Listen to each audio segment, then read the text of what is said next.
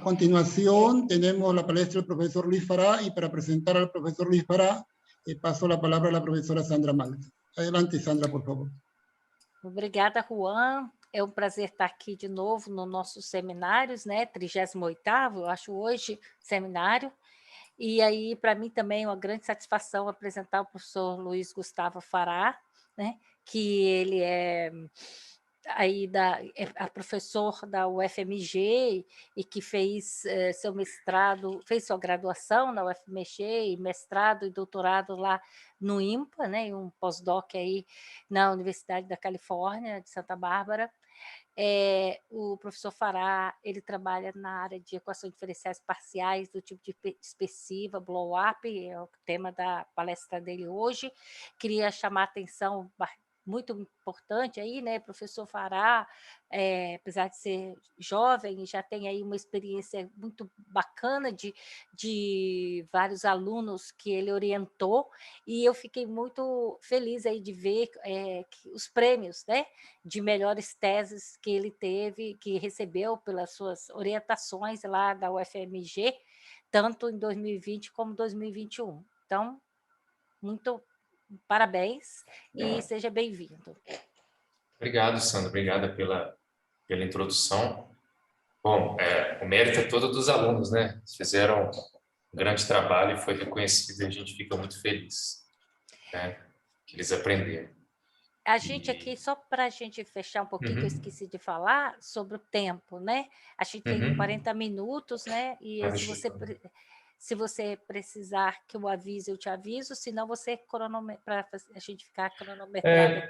Pode avisar, sim, acho que é melhor. Às vezes a gente não olha no relógio, aí se puder me avisar, eu agradeço. Então, são 3 horas. Vamos dizer que agora estamos começando às 3, tá? Ok. Uns 3 minutinhos, 3 horas. Desculpa atrapalhar, Luiz. Não, sem problema, obrigado. Então, é um prazer estar aqui falando para vocês. Eu agradeço aí o convite do Juan. É um prazer falar com vocês. Aí apesar de não estar presente na UF, né? Pelo menos de maneira remota, né? De alguma vez estar presente aí, uma universidade que eu tenho vários amigos, bastante carinho pelo departamento aí, tem muitos amigos aí, inclusive um ex-aluno, então fico feliz de participar, tá? Bom, então como a Sandra falou, eu vou falar de resultados de blow-up por uma equação do tipo dispersiva, que é uma equação que a gente está estudando aí já há muito tempo, que é essa equação que é a Inhomogeneous NLS, tá? Que a gente chama de INLS. Muito bem. Então, deixa eu ver se eu consigo passar. Vocês conseguem ver meus slides passando aí? Tá. Sim. Beleza. Então, isso vai ser mais ou menos o sumário da minha apresentação, tá? Vou fazer uma introdução sobre a equação. Eu quero falar também de alguns resultados anteriores, tá? Vou dar uma introdução de tudo que foi feito aí, falar um pouco de tudo que foi feito nos últimos anos a respeito dessa equação e chegar aí no resultado de blow-up nesses espaços aqui de Sobolev, tá? HSC, interseção H1 ponto, interseção HSC. Vou explicar o que é esse SC aqui no próximo slide, se não me engano, tá? Então, esse é um trabalho em conjunto aí, os resultados que a gente vai falar hoje foram obtidos com meus ex-alunos aí de doutorado, né? O Carlos, que está aí na UF, o Lucas, que agora está na Unicamp fazendo pós-doc, e o Micael, que é professor do Piauí. Tá? Muito bem. Bom, então vou falar da introdução um pouquinho. Então, qual que é a equação? A equação é essa aqui, ó. IDTU mais Laplaciano de U mais uma não linearidade. Em geral, para a equação de Schrödinger clássica, a gente não tem esse termo aqui, que é o x elevado a menos b. Então, a gente acrescenta esse termo no modelo e essa equação é chamada de equação não linear de Schrödinger não homogênea. Tá? E, é claro, né, se o b é igual a zero, em geral, a gente quer que o b seja maior que zero. Tá? Existem alguns trabalhos onde trata do B, desse B aqui, menos B ser positivo, ou seja, do B ser negativo, tá? Mas eu gosto mais desse caso, onde o B é positivo, porque aí você tem uma singularidade na origem. Tá? Então, na verdade, isso aqui é 1 sobre módulo de x, e a gente acaba tendo uma singularidade na origem, e isso é uma característica que aparece aqui na equação. Tá? Então, esse modelo também, com B diferente de zero, né, ele também aparece na propagação de laser em ótica não linear, uma aplicação. E aqui é o caso particular, onde se o beta é igual a zero, a gente está no modelo clássico, tá? Que é o que a gente chama de NLS. Ok. Bom, aquele SC, o que vem aquele SC lá do começo, né? Então, ele vem de alguma invariância da equação. É fácil ver que se você tem uma solução da sua equação, você consegue fazer um rescalonamento dela de modo que você continue tendo uma também solução para qualquer lambda. Você pegar aqui, isso aqui é uma solução, tá? Bom, isso aqui, então, você pode calcular a norma de Sobolev homogênea desse cara aqui em zero, né, quando você toma o t igual a zero, e você tem uma relação que te fala que essa norma vai ser invariante num certo espaço Sobolev, por esse rescalonamento aqui. E qual que é? Você consegue calcular exatamente usando propriedades do transformado de Fourier, qual que é esse espaço SC que esse rescalonamento é invariante. Tá? E é exatamente esse valor aqui. SC é n sobre 2 menos 2 menos b sobre 2 sigma. Lembra que 2 sigma é a potência lá na não linearidade. Esse cara aqui, tá vendo? Muito bem. Então, esse é o espaço que a gente chama de espaço crítico, né? Quando é o espaço Sobolev onde esse rescalonamento mantém aí a norma invariante. Tá? E é claro, né, você pode reescrever isso em termos do SC. Você pode falar, o que acontece quando o SC é zero? Então, se o SC for zero, a gente chama esse modelo de L2 crítico, tá? Para SC zero. E quando o SC é 1, a gente chama esse modelo de H1 crítico. Tá? E intercrítico, que é o caso que eu estou interessado hoje, é quando esse SC está entre 0 e 1. É claro, você pode reescrever a condição do SC estar entre 0 e 1 com uma condição em sigma. Tá? Fácil fazer isso e você vê exatamente essas condições aqui. Ó. Que ele é massa crítico se o sigma é 2 menos b sobre n, ele é crítico no nível de energia se o sigma é 2 menos b sobre n menos 2. É claro que isso aqui só é possível se o n é maior ou igual que 3, né? A gente não pode dividir por 0 nem por n menos 2, quando o n igual a 1 não faz sentido essa conta. E um modelo intercrítico. O modelo intercrítico, essa é a faixa intercrítica que a gente quer. Tá? E a gente entende agora esse limite superior aqui, ó, quando o n é igual a 1 e o n é igual a 2, esse limite superior aqui é infinito. Tá? Ou seja, o sigma varia de 2 menos b sobre n até infinito, quando o n é igual a 1 e 2. Ou de 2 menos b sobre n até 2 menos b sobre n menos 2, quando o sigma é maior ou igual que 3. Então, essa é a faixa intercrítica que a gente está interessado hoje. Muito bem. Então, assim como para a equação clássica de Schrödinger, a gente tem a conservação da massa, a gente tem pelo menos duas quantidades conservadas importantes, que é a conservação da massa, tá? Que é justamente a norma L2, é o quadrado da norma L2, então a norma L2 é preservada ao longo do fluxo, ou seja, para todo o tempo a norma L2 é igual à norma L2 do dado inicial, e a gente tem a energia. A energia já está no nível H1, né, que a gente estuda aqui norma L2 da derivada, né, e uma certa norma LP aqui, no caso 2 sigma mais 2, com esse peso, x elevado a menos b. Isso aqui é a energia que está no nível H1. Tá? Muito bem. Bom, e para a equação de Schrödinger clássica, a gente tem ainda pelo menos uma outra quantidade conservada que é muito importante, que é a conservação do momento, que é dado por isso aqui. Tá? Mas quando o B né, é diferente de zero, ou seja, quando a gente realmente tem esse fator lá em frente à não linearidade, isso aqui já não funciona mais. Tá? Então, conservação, a gente não tem essa ferramenta para usar no caso da equação não homogênea. Beleza? Isso vai ser importante, eu vou falar mais um pouquinho sobre isso daqui a pouquinho. Muito bem. Vamos falar um pouco de resultados anteriores, né, para essa equação. Bom, então tudo começou, a teoria de boa colocação, começou lá com esse artigo do Genu e Stewart, de 2008, onde eles provaram aí boa colocação em H1, tá? Usando uma teoria, teoria abstrata, que é uma teoria que aparece aí, por exemplo, no nível do Casinari. Tá? Já em 2017 e mais recentemente em 2021, né, num artigo em conjunto com o Carlos, a gente já conseguiu provar o mesmo resultado, né, a boa colocação em H1, só que agora usando estimativas de Strich, né, em espaço de Lebesgue. Essas estimativas de Strich, esse tipo de argumentação é importante, porque quando a gente for analisar o problema do scattering, a gente, num certo sentido, precisa dessa estimativa. A gente precisa verificar que a solução estão em certos espaços LP, LQ, para a gente poder implementar todo o maquinário disponível, né? Então, a gente precisou passar, esse é um ponto inicial, para poder utilizar ou estudar resultados de scattering que a gente fez em seguida. Tá? Então, e mais recentemente, no trabalho do Lucas, ele conseguiu estender, então, a região onde a gente tinha provado boa colocação em H1, para regiões mais gerais. Muito bem. Isso foi o trabalho em H1. Em teoria HS, né, você pode, então, deixar o S variar, né, teoria em espaço Sobolev HS.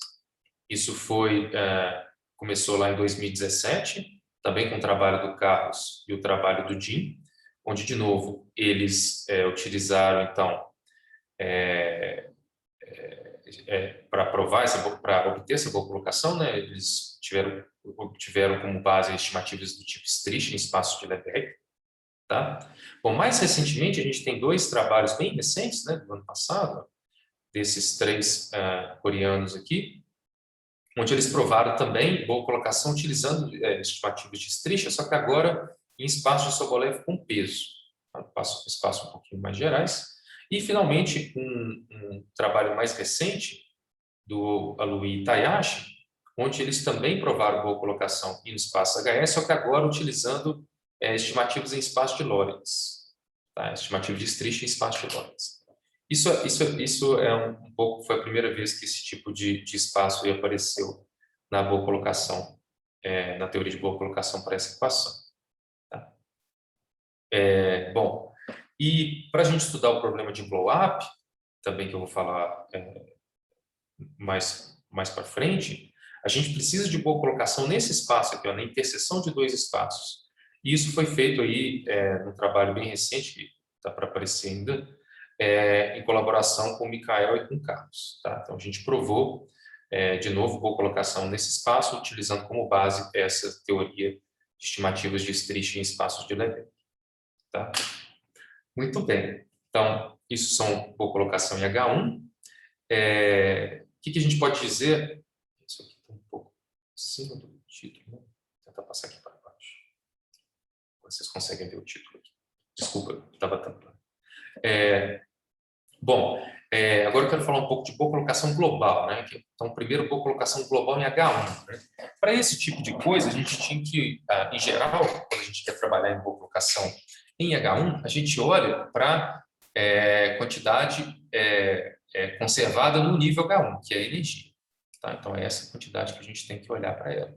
Tá? Só que essa primeira coisa que a gente tem que mostrar é que essa quantidade aqui ela faz sentido em H1, ou seja, que a gente consegue estimar esse termo se a U tiver H1, ou seja, que isso aqui, a primeira pergunta, né, isso aqui é finito se a U está em H1? Então essa é uma primeira pergunta que surge quando a gente vê a energia dada por essa maneira. Isso é a famosa, o caso clássico, né, quando B é igual a 0, então, é a famosa desigualdade de Galhardo-Nirenberg, onde a gente consegue estimar aí a norma LP com uma combinação de norma L2 e norma L2 do gradiente da solução. E o que a gente faz aqui é mais ou menos isso. Então, a gente usa essa mesma ideia para estimar, então, esse termo que aparecia na energia como exatamente uma combinação da norma L2 do gradiente com a norma L2 da U. Tá? Claro que tem umas potências aqui que tem a ver com o scaling, né? Com o scaling correto aqui dessa desigualdade. E, mais ainda, né? Para estudar a boa colocação, a gente tem que saber o que é essa constante ótima.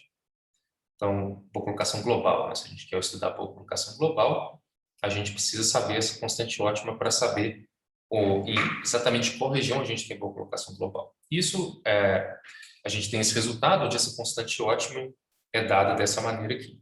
Tá? Ela tem a ver, então, com algumas constantes aqui e a norma L2 da Q, onde Q é a única solução não negativa e radialmente simétrica dessa equação aqui, dessa equação elíptica. Tá? Bom, isso foi provado aí, no caso, massa crítica, né, quando sigma é entre igual a 2 menos b sobre n, pelo GNU, lá em 2012, e num trabalho de 2015, a gente provou que vale também esse tipo de desigualdade quando o sigma estiver entre 0 e 2 menos b sobre n menos 2. Repare que esse aqui é o limite superior da faixa intercrítica, tá? Quando o sigma é esse valor aqui, a gente está com H1 crítico.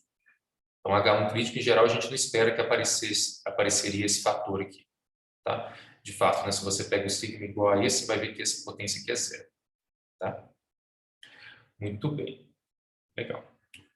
Então, isso é uma generalização, né, do resultado já conhecido para a equação clássica de Einstein lá de 1983. Tá? Bom, e aí com base nessa melhor constante, a gente consegue esse resultado aqui, ó, que sempre que você começar com um dado inicial pequeno, a gente tem boa colocação global. Isso a gente já sabia pela teoria de boa colocação. A gente consegue provar isso lá. Mas a gente não sabia exatamente o tamanho do pequeno, quão pequeno o dado precisava ser para ter boa colocação global.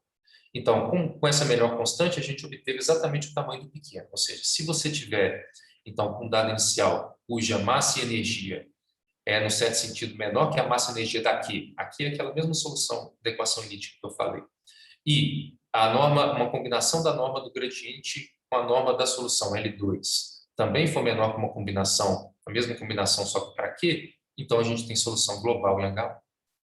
Tá? Então isso aqui é um cara que aparece aí quando a gente usa aquela melhor constante, a gente aparece esse limite superior aqui, até onde a gente consegue provar boa colocação global com esse argumento. Isso é uma consequência, então. Isso foi provado aí no caso no caso L2 crítico pelo GNU e também nesse trabalho da melhor constante, ou seja, toda vez que você tem a melhor constante, você obtém esse resultado. Então, essa é a ideia, né? Prova-se a melhor constante e obtém esse resultado.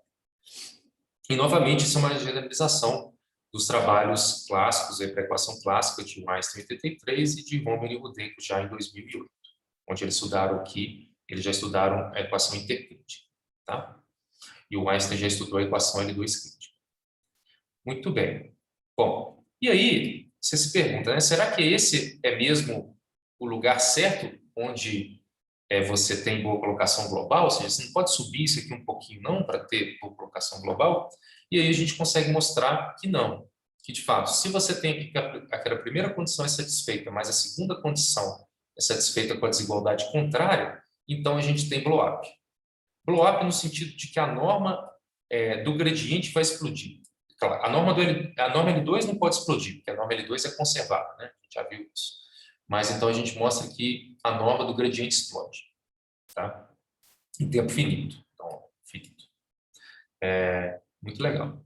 Isso também, bom, isso foi provado lá no mesmo artigo de 2015, tá? Onde eu coloquei a hipótese, a gente coloca a hipótese de que a U ela está em L2 juntamente com esse espaço aqui, que ela tem um peso, né? X, módulo de x, U está em L2, ou seja, integral. Estou dizendo que é integral de x quadrado, U quadrado. Você pode ver, depende de x, né? Esse é o que a gente chama de espaço virial, né? Dx. Então, isso aqui é finito. Tá? Então, se eu tiver nesse espaço, a gente tem esse resultado é válido, ou seja, a gente pode entender, então, esses limites superiores aqui como um limiar, né?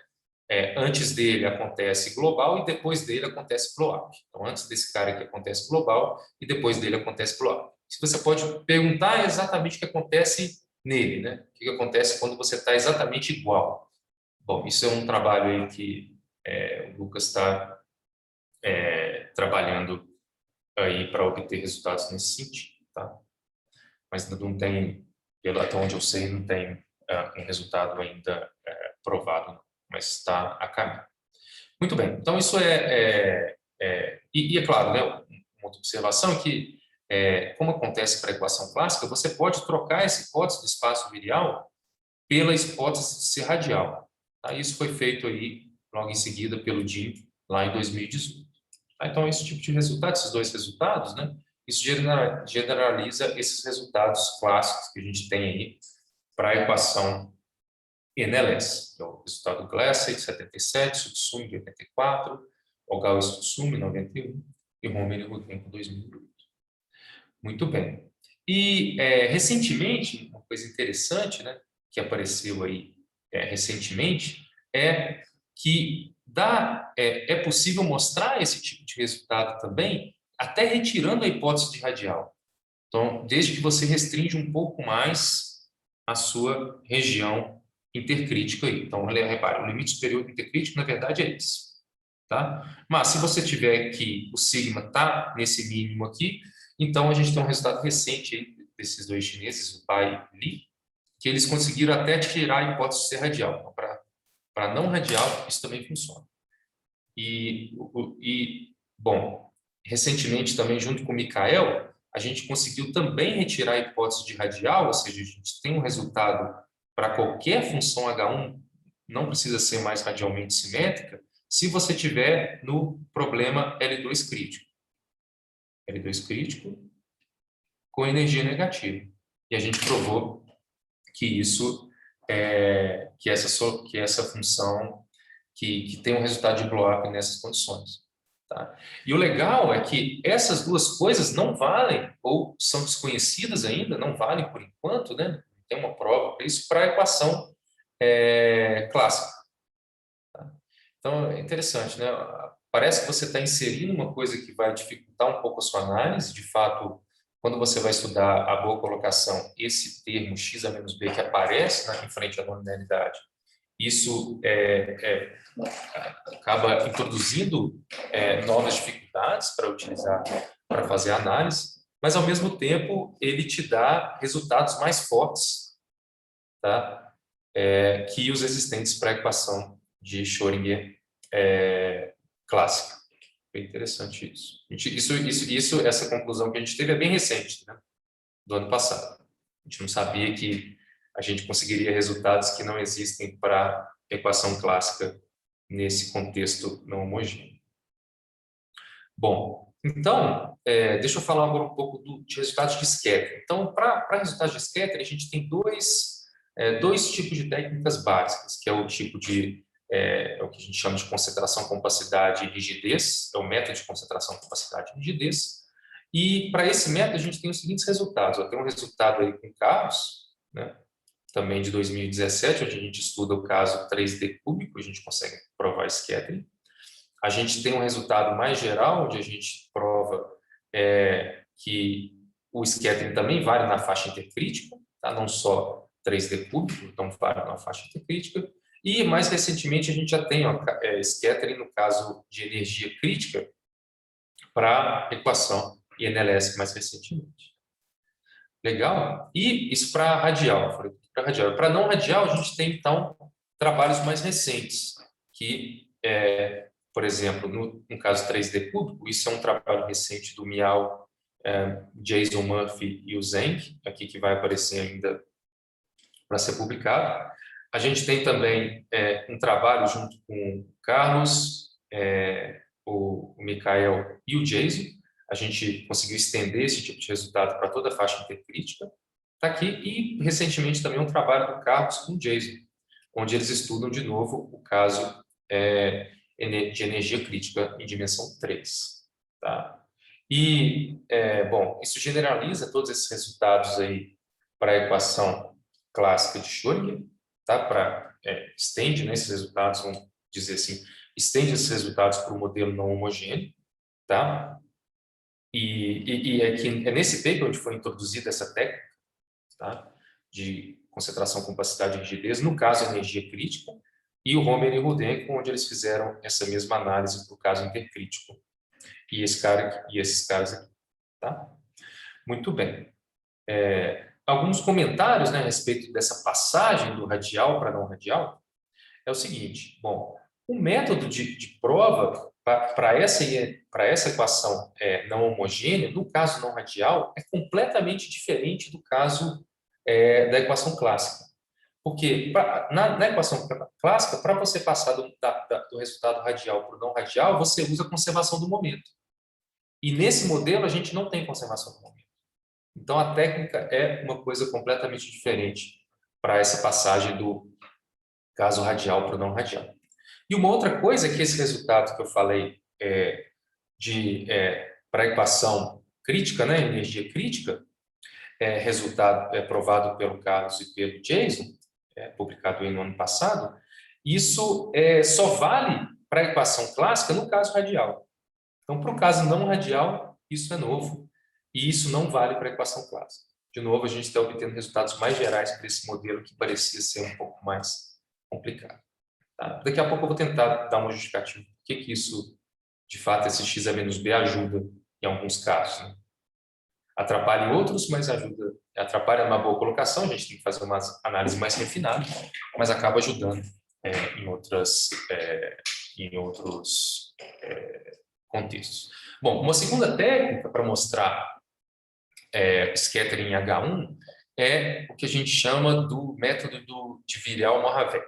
Então, isso foi introduzido lá pelo Jason e o Dodson, Jason Murphy e o Benjamin Dodson. Então, usando essa técnica, o Lucas conseguiu mostrar, então, que vale para a equação INLS na faixa intercrítica sempre que o n é maior que 3. Para o n igual a 2, precisa de refinar um pouquinho mais esse método, isso foi feito pelo Jim, tá? Para a equação INLS. Para a equação não radial, a gente tem um resultado aí bem recente do Jason, onde ele provou, então, esse tipo de resultado usando esse método para a equação 3D cúbica, e para o caso geral, isso é um resultado também recente aí do Lucas e Mikhail. Muito bem. E, de novo, isso para a equação NLS clássica, esses resultados aqui, então, estendem os resultados já conhecidos para a equação NLS clássica. Bom, esse tipo de método foi introduzido aí pelo Dodson e Murphy, no caso radial aqui, e no caso não radial aqui. Tá? E aqui, no caso de dimensão intercrítico, né, que eles só fazem cúbico dimensão 3, ou uma pequena variação disso. O Aurora fez isso já na faixa intercrítica, e aqui é um resultado que eles têm para a dimensão 2. Tá? E só um comentário, né, de novo, né, para passar do resultado não radial, melhor, radial para o não radial, que é desse para esse, a técnica é bem sofisticada. Eles utilizaram o que a gente chama de interação do Moravec, né, Moravec Interaction. E o interessante é que na passagem do radial para o não radial aqui, na equação em NLS, você não precisa de passar por essa técnica mais sofisticada. A própria argumentação que funcionava para o radial, você consegue implementar ela para o não radial. Tá? Novamente facilita. Tá? E aí, o que eu queria dizer é que esse método, então, funciona nos dois casos, né? O método radial, para provar o resultado na equação clássica radial, também funciona para não radial, não homogêneo. Legal. Então, deixa eu falar agora um pouco dos resultados de pull-up. Deixa eu introduzir, então, algumas ideias aqui. Então, olha só, nessa teoria que a gente prova aí junto com... Desculpa. Que a gente obteve junto com o Carlos e com o Mikhail, a gente provou boa colocação nesse espaço. Tá? Sempre que você prova boa colocação nesse espaço, utilizando o teorema do ponto fixo, uma consequência natural disso é uma cota inferior para a taxa de blow-up, se o seu tempo de existência é finito. Então, se você supõe que o seu máximo tempo de existência para frente é finito, você automaticamente tem uma taxa de blow-up. Tá? Bom, e essa taxa de blow-up vem, esse θ aqui, ele vem da sua demonstração da boa colocação. Tá? A gente... bom, e por outro lado, você sabe que a norma dessa interseção é a soma das normas. Tá? Então, a pergunta fica, né, assim, você tem que essa soma das normas explode, se o seu tempo de existência máximo é finito. Mas você consegue decidir qual delas que explode? Se a soma explode, não quer dizer que você não sabe muito bem qual das duas explode, né? Ou melhor, você consegue decidir que essa norma explode? Você consegue decidir que exatamente essa norma explode? Essa aqui é a pergunta, né, que a gente tentou responder nesse trabalho. Então, ó, esse que é o resultado que a gente obteve, é um resultado aí inspirado no artigo do Merri e do Rafael aí de 2008. Tá? Então, a gente provou o seguinte: suponha que você está lá com dimensão maior ou igual que 3, o seu B é menor que 2. Uma coisa que eu deveria falar lá no começo é que é natural que você peça que B seja menor que 2. Né? Lembra que a faixa intercrítica vai de 2 menos B sobre alguma coisa até 2 menos B sobre alguma coisa. Você quer que esse 2 menos B seja alguma coisa positiva. Né? Então, não faz sentido você pegar um sigma, você não quer sigma negativo na não linearidade. Muito bem, então é claro que isso faz sentido ser menor que 2 e a gente tem uma condição adicional aqui que é menor que n sobre 2. Repare que esse n sobre 2 só faz sentido para a dimensão pequena. A dimensão grande, é claro que o mínimo vai ser 2. Muito bem. Então, se a gente tem que a U é radial e está em toda a faixa intercrítica, ou se a U for não radial e estiver numa faixa intercrítica um pouquinho reduzida, né, aquela mesma faixa intercrítica que apareceu no trabalho dos chineses lá, reduzida, né? Não pego toda a faixa intercrítica, mas pego aí o mínimo entre esses dois valores. Tá?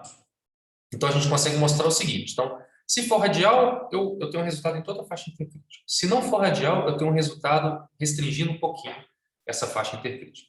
Então, a gente prova o seguinte. Ó, se a energia for negativa, menor ou igual que zero, então o tempo de existência máxima é finito. Beleza. E, por outro lado, a gente também mostra que se o tempo de existência máximo for finito, então essa norma aqui, ela explode. H.SC ela vai explodir.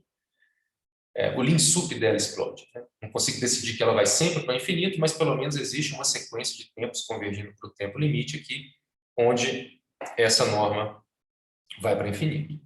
Tá? Isso então, na verdade, eu estou enunciando no mesmo teorema dois trabalhos diferentes. Então, esse aqui é um trabalho onde a gente fez isso para o caso radial, e esse é um trabalho mais posterior, onde a gente faz isso para o caso não radial, nessa faixa intercrítica menor aqui, não inteira. Né? Muito bem. Então, um comentário aí é que esse resultado não radial, mesmo que eu reduza a faixa intercrítica, isso é desconhecido. Tá? Então, isso é desconhecido para a equação clássica no caso não radial. É um problema aberto. E repare que isso também é completamente diferente do caso L2 crítico, né? Que lembra, esse aqui é o espaço crítico, né? Digamos assim, onde a norma é invariante pela escala, né? Pelo escalonamento. Tá? Você está provando que isso aqui explode. Mas, no caso massa crítica, esse SC é zero. O SC ser zero, ou seja, no caso onde você está com a massa crítica, onde o sigma é isso, o seu SC é zero. Mas a norma H.0 é a norma L2. Né? A gente sabe que o espaço de Sobolev com índice zero é o L2. E isso não pode explodir. Né? L2 não pode explodir porque L2 é preservada, a norma L2 é preservada. Então, isso é completamente diferente, né? É uma coisa interessante, né? É completamente diferente do que acontece no caso massa crítica, se você passa pelo caso intercrítico. Tá? E um outro comentário a respeito, para quem não gosta muito desse limite superior aqui, ó, você consegue decidir, né, assim, quando é que, aí você pode se perguntar, mas quando é que você pega toda a faixa intercrítica? Você pega toda a faixa intercrítica se o mínimo for esse primeiro aqui. Tá? Então, se o mínimo entre esses dois for esse primeiro, você pega toda a faixa intercrítica. Você pode fazer essa conta, você vai ter uma estimativa em B. Ó. Então, você sabe que esse primeiro é menor que 2 sobre n se o B for maior que 4 sobre n. Então, se o B for maior que 4 sobre n, você pega toda a faixa intercrítica. Ou seja, para B alto, né, para B alto, a gente consegue pegar toda a faixa intercrítica. Lembra que o B tem que ser menor, né, que 3 meios e 2. Né? Tá? É claro que, por exemplo, dimensão 3, né? Dimensão 3, é claro que 4 terços é menor que 3 meios, né? Que era o limite superior entre o B no teorema. Ó. Aqui, ó, é o mínimo entre n sobre 2 e 2. Né? Em dimensão 3, o mínimo vai ser 3 meios. Né? em dimensão 4 para cima, o mínimo vai ser 2, isso não tem problema. Tá? Então, de fato, a gente consegue pegar toda a faixa intercrítica, no caso não radial, mesmo se a gente considerar o BA. Tá? O B um pouquinho longe do Z. Tá? Bom, então, na verdade, o que a gente prova nesse trabalho é uma coisa um pouco mais geral. Tá? A gente prova que, se a gente supor essa taxa aqui de explosão para a norma H1, a gente tem que não só a norma HS ponto explode, mas também uma norma de Lebesgue, de espaço Lebesgue, LP, que naturalmente esse H.SC está contido no espaço de Lebesgue. Você pode fazer a conta, é só usar imersão de Sobolev, você consegue fazer a conta de qual espaço LP que esse H.SC está, que no caso vai ser esse sigma C dado por isso, e a gente prova que essa norma explode. E como você tem essa desigualdade aqui por essa imersão, automaticamente essa norma aqui de cima também explode. Tá? Mas para isso a gente teve que supor que a taxa de explosão é exatamente essa. Porque, como eu tinha falado, lá pelo resultado de boa colocação, que a gente provou aí com o Carlos e com o Micael, a gente não sabia muito bem qual que é essa taxa com o nosso resultado de boa colocação. Tá? Com a maneira que a gente fez a prova aqui, a gente não sabe muito bem quanto que é essa taxa. Mas, supondo essa taxa, a gente consegue mostrar, então, esse tipo de resultado. Tá? E, bom, aí você pode perguntar, mas por que você pôs essa condição aqui? Será que essa realmente é a taxa correta? E eu tenho vários motivos para falar para você que sim. Tá? Primeiro, porque esse tipo de taxa ela é automaticamente satisfeita se você tiver uma boa colocação, né, uma teoria local em H.SC.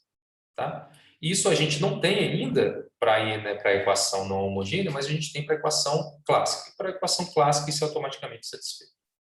Uma outra coisa então, se a gente não tem ainda uma teoria H.SC, mas num trabalho que a gente está desenvolvendo aí com o Lucas e com o Simão, a gente acredita que a gente já conseguiu mostrar, então, boa colocação em H.SC, ou seja, a gente já resolveu o problema dessa taxa aqui.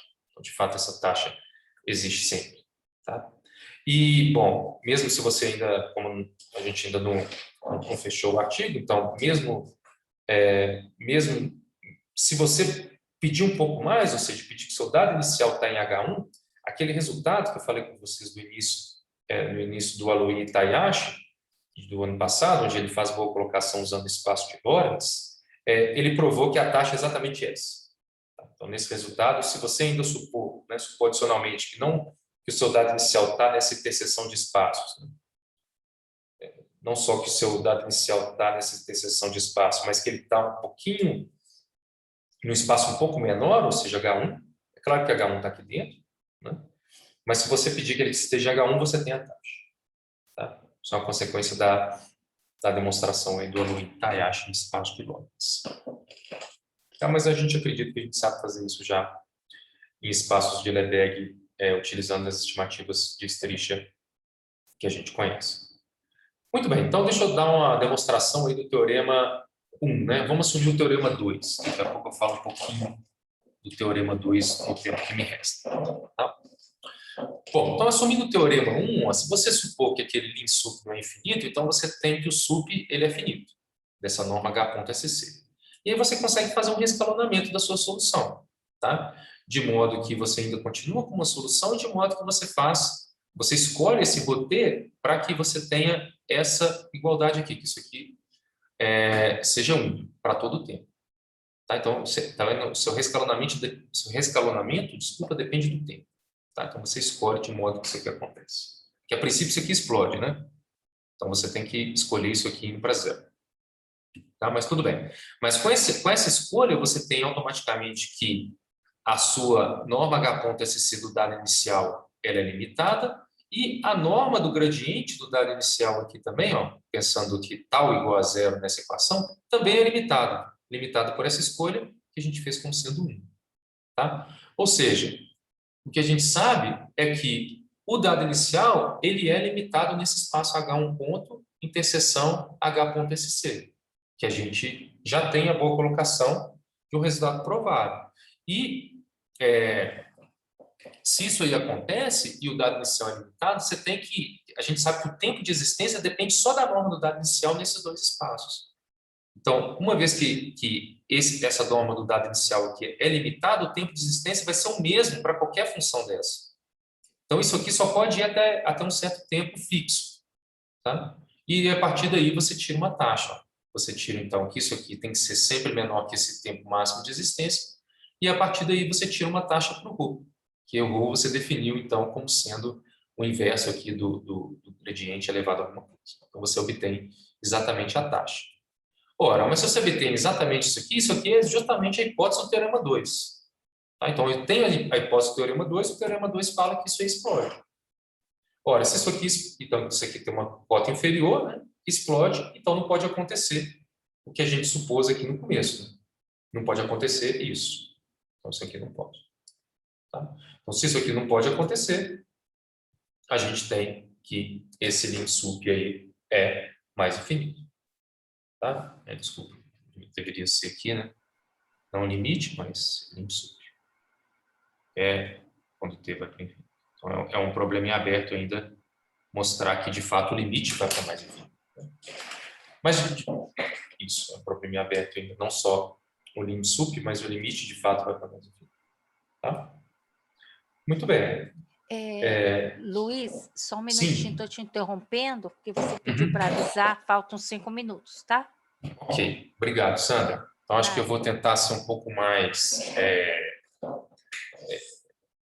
rápido aqui não rápido, mais resumido aqui nessa última parte. Vou tentar mostrar para vocês onde que está o problema, né? E onde que Sx elevado a menos b ajuda quando a gente estuda esse problema e a gente consegue, então, tratar o caso não radial também aqui.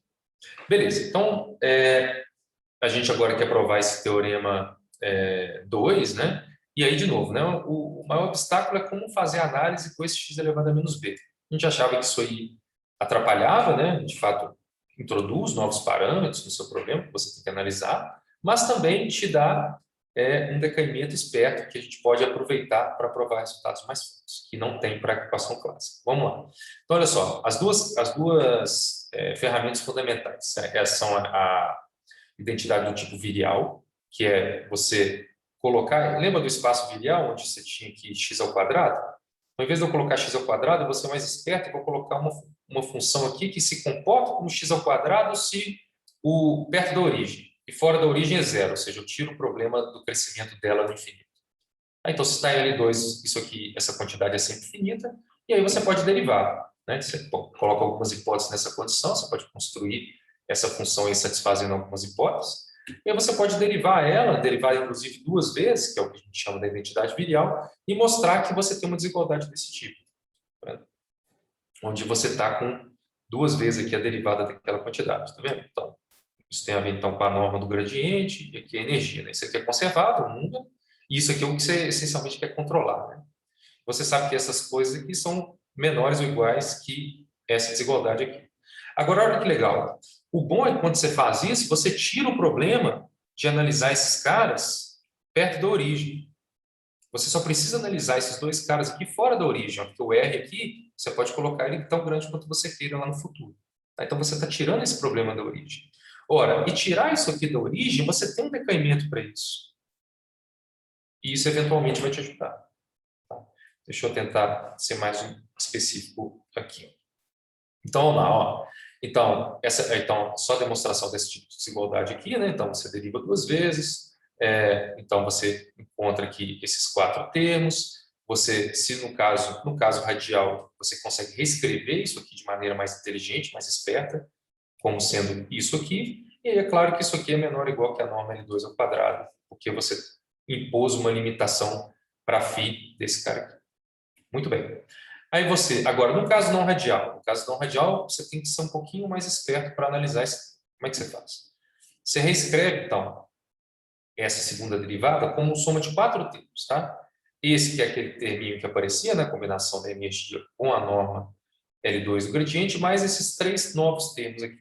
Tá? Bom, esse termo aqui é fácil, porque esse termo aqui vai ficar a norma, o Laplaciano ao quadrado desse cara aqui. E Laplaciano ao quadrado desse cara aqui, esse R sai 4 vezes, cancela o R ao quadrado, tá vendo? Quando você deriva 4 vezes, sai R, 1 sobre R elevado a 4. Cancela com esse R ao quadrado em cima, você ainda tem um R ao quadrado embaixo. Ótimo. Então, esse termo aqui decai, porque a norma L2 é preservada. Você não tem muito problema com ele. Agora, o que acontece com os outros dois termos aqui? Ó? Esse termo aqui é bom, porque esse termo aqui, ó, a φ, ela é zero. Isso aqui, ó, pela construção da sua φ, essa quantidade aqui é zero se você está perto da origem, na bola menor que R. Então, de novo, você só precisa analisar essa integral longe da origem. E longe da origem você tem um decaimento para esse cara. Tá? Então, essa aqui é a ideia lá. Bom, a gente prova então que esse cara aqui é menor ou igual que zero. Tá? Menor ou igual que zero. E o outro cara você analisa dessa forma, que perto da origem, como você tem uma forma específica para ele, você consegue calcular explicitamente essa conta e verificar que é zero, perto da origem. E aí você tem um decaimento. Então você só precisa estimar esse cara longe da origem. Tá? E aí, finalmente, ó, a gente tem uma estimativa, o segundo ingrediente fundamental é essa estimativa de interpolação, onde a gente usa uma seminorma aí do tipo Murray-Campanato, né? A gente tem que usar essa seminorma, e consegue uma estimativa desse tipo, que é como se fosse uma estimativa de Galhardo-Nirenberg refinada, tá? Onde a gente usa essas seminormas aqui. Muito bem. E aí, ó, o que você faz para o caso radial? Para o caso radial, a gente segue as ideias do Mérito e Rafael, e para o caso não radial. Para o caso não radial, você define, você divide o seu domínio nesses anéis aqui, e você tenta estudar o que acontece com essa integral nos anéis. E aí, o bom é que nesses anéis, ou como você está fora da origem, você estima esse cara aqui pelo decaimento dele. Ou seja, quem que é o maior deles é esse cara aqui, elevado a b. Tá vendo? Então, você consegue estimar isso aqui por isso. Tá? E depois de fazer isso, você usa um espaço Sobolev, uma imersão de Sobolev para cair de novo naquela seminorma do tipo Murray-Campanato. E aí, ó, o que tem de novo aqui, né? O que tem de novo aqui? É utilizar isso, né? Sempre que você fizer esse tipo de conta aqui, ó, você ganha o decaimento desse cara aqui primeiro, para depois usar como se fosse um Galhardo-Nirenberg. Então, ganhando esse decaimento, você já tem um R aqui embaixo, com 2 elevado a J, tá vendo? Então, vai sempre aparecer esse 2 elevado a J. Aí, quando você somar em todos esses anéis, você vai ter uma estimativa desse cara com duas séries, tá vendo? Uma série aqui, uma série e uma outra série. E essas séries são somas finitas, né? Porque é 2, alguma coisa maior que 1 elevado a J. Então, essa é uma PG infinita que você sabe que é somável, você conclui a demonstração do lema. Tá? Então, o ponto é que, quando você vai fazer esse tipo de argumento para a equação clássica, você não consegue, então, estimar esse cara. Ou seja, ganhar esse decaimento aqui. O que você faz é tentar usar uma estimativa do tipo Galhardo-Nirenberg radial. Aí que você ganha esse R embaixo. Mas aí você precisa usar a radialidade. Aqui eu não estou usando radialidade, porque eu estou ganhando automaticamente um decaimento disso aqui fora da origem. Então, é como esse x menos b aí ajuda nessa análise. Então, sempre que você tiver uma integral fora da origem, você ganha algum decaimento se você tiver esse x ao menos b aqui multiplicando a linearidade. Tá? Bom, acho que era isso, pessoal. Acho que não quero ser muito mais preciso nisso aqui, não. Tá? Muito mais, entrar com muitos mais detalhes técnicos, mas acho que era isso. Agradeço, então, de novo, pelo convite. Ok, Luiz, muito obrigada aí para a sua excelente palestra. A gente vai abrir para as perguntas que podem ser colocadas aí no chat e o Juan também vai abrir o microfone, né? O áudio está aberto. Então, colegas que estiverem aí na audiência, que estou vendo aí que tem bastante gente aí da área do Luiz, que alguém queira fazer alguma pergunta, está aberta.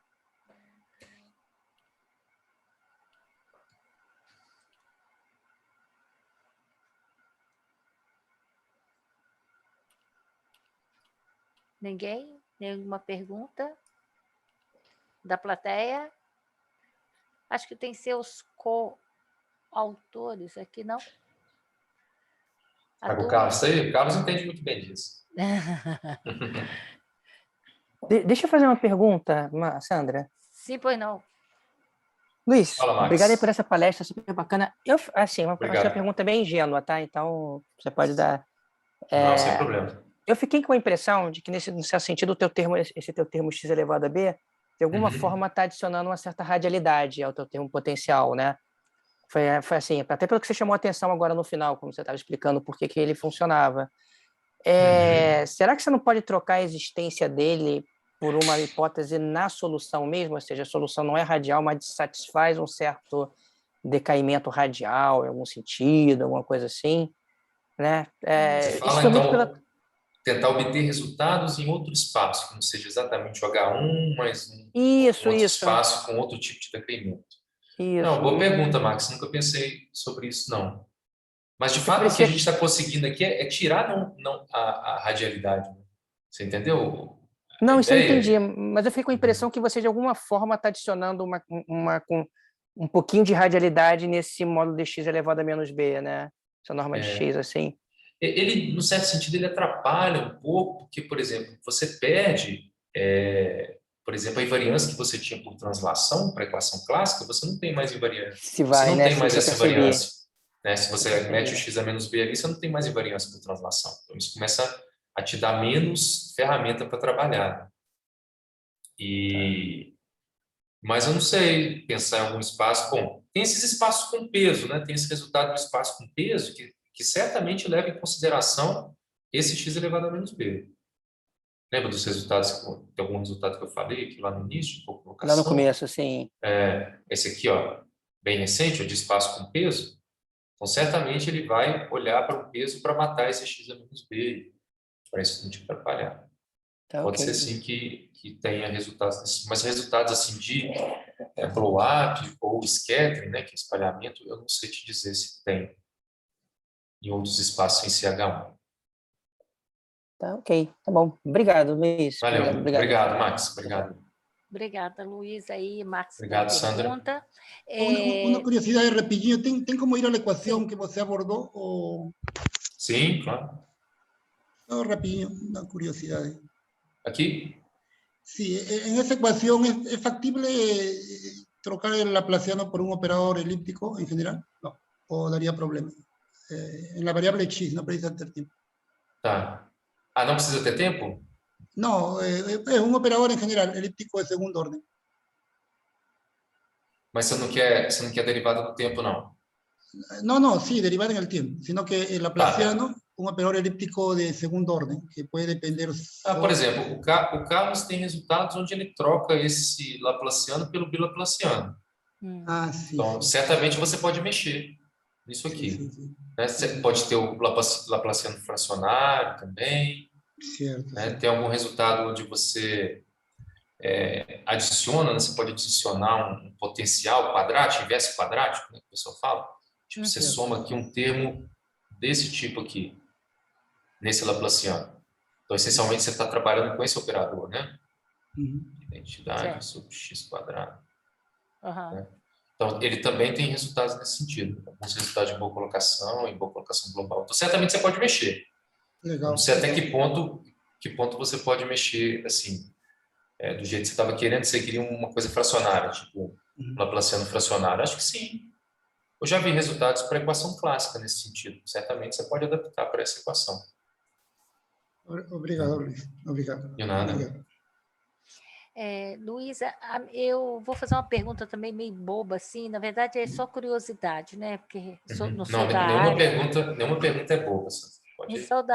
É porque no começo, né, bem no começo da sua palestra, você falou aí que você tinha interesse, então, claro, e fez em cima desse expoente intercrítico.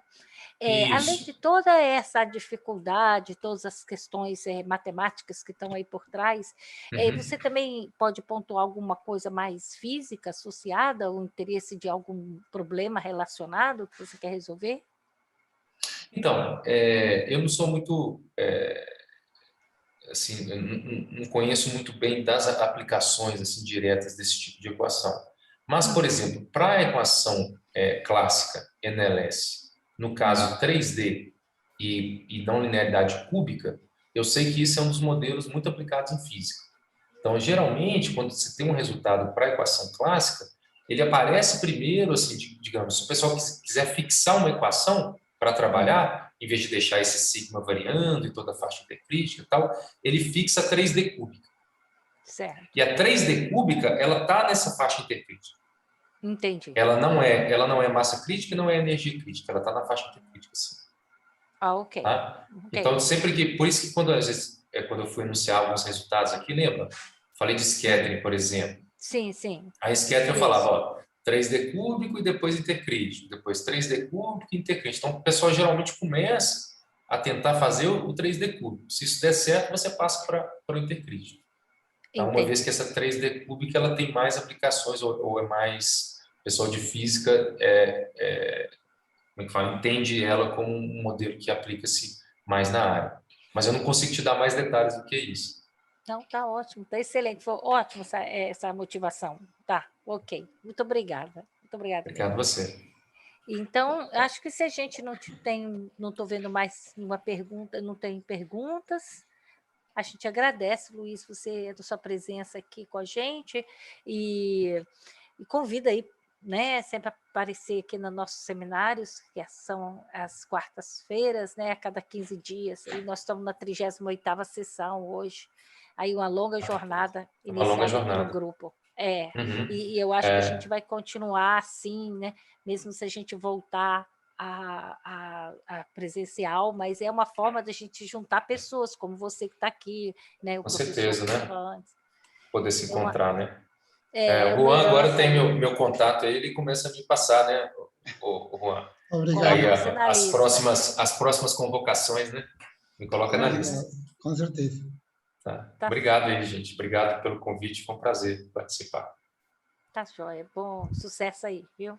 Obrigado.